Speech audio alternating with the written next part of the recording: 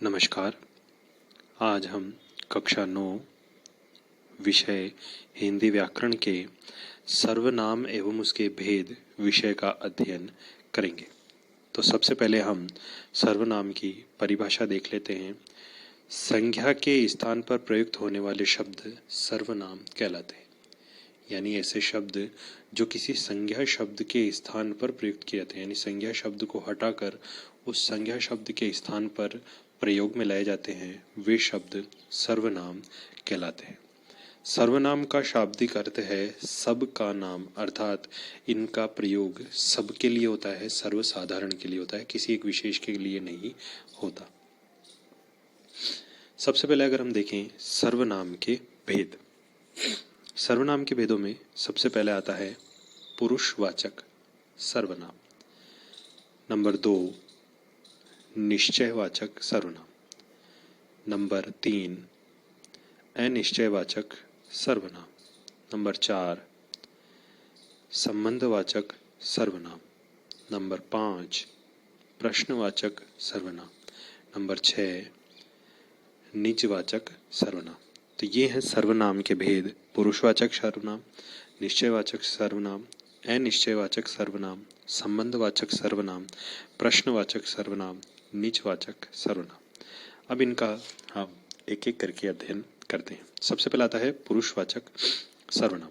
जिन शब्दों का प्रयोग कहने वाले अर्थात वक्ता, सुनने वाले अर्थात श्रोता एवं जिसके बारे में कहा जाए के लिए होता है, उन्हें पुरुषवाचक सर्वनाम कहते हैं। अर्थात ऐसे शब्द जो वाक्य को कहने वाले या वाक्य को सुनने वाले या उस वाक्य में किसी अन्य व्यक्ति का अगर बात कही जा रही है तो उनके लिए अगर किया जाता है तो वे सब शब्द पुरुषवाचक सर्वनाम के अंतर्गत आते हैं।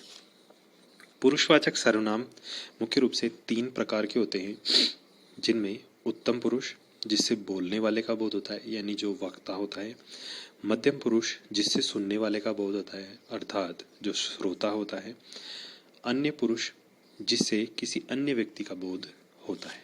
तो ये 3 प्रकार के पुरुष बताए गए हैं।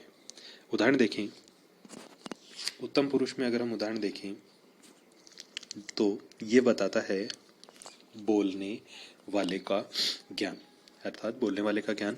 तो मैं, हम सब, हम लोग आदि। मध्यम पुरुष के अंतर्गत तू, तुम, आप, तुम सब, आप सब आदि। अन्य पुरुष में वे लोग, ये, यह, वह आदि। तो ये सब जो विभिन्न पुरुषों से संबंधित उदाहरण हैं, ये आपके सामने दिए गए हैं। इन सब को पुरुषवाचक सर्वनाम के अंतर्गत सम्मिलित किया जाता है। फिर आता है नंबर 2 निश्चयवाचक सर्वनाम। वे सर्वनाम शब्द जिससे पास या दूर स्थित किसी व्यक्ति या पदार्थ के संबंध में निश्चित बोध होता है, उसे निश्चयवाचक सर्वनाम कहते हैं।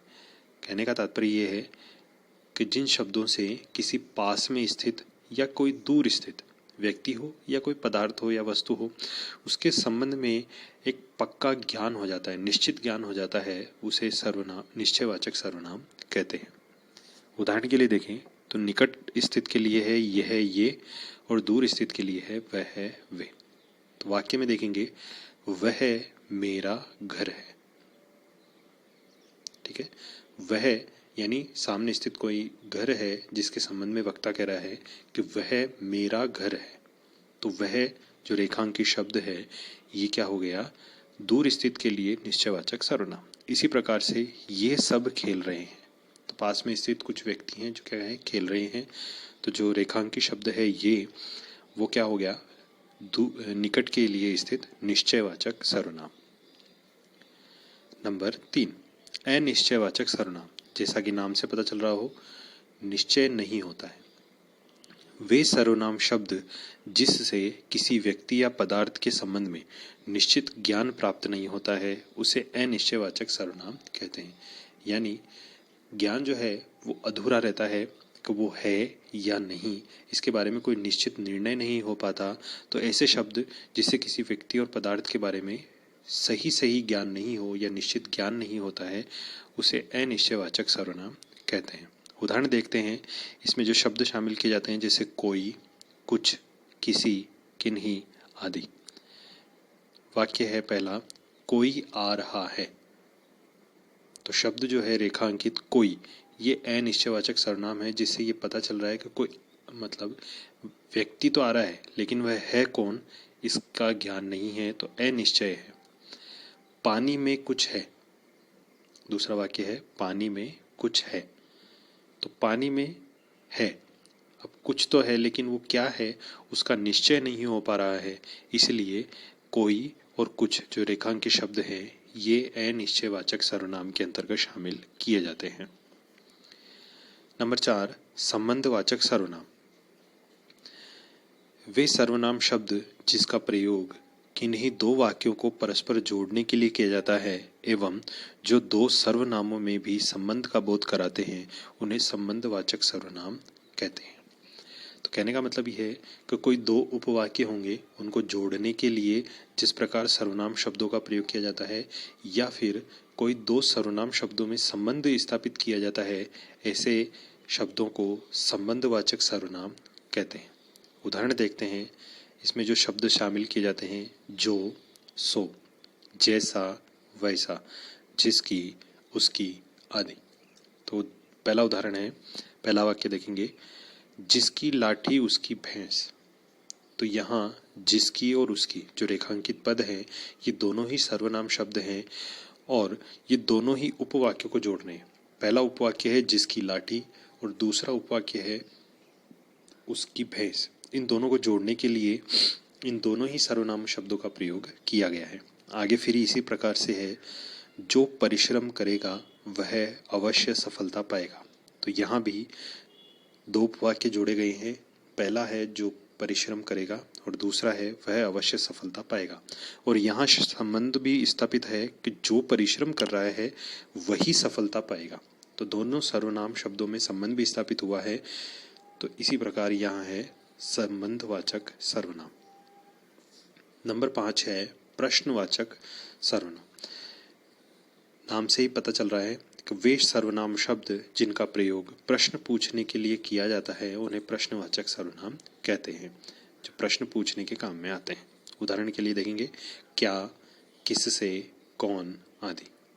पहला वाक्य, वहां दरवाजे पर कौन खड़ा है। तो जो कौन शब्द है यहाँ ये प्रश्नवाचक है, इसीलिए यहाँ पर प्रश्नवाचक सर्वनाम है। दूसरा वाक्य है, आज तुम्हें क्या चाहिए। तो यहाँ पर क्या ये शब्द भी प्रश्नवाचक है, इसलिए प्रश्नवाचक सर्वनाम है। अगला है निजवाचक सर्वनाम।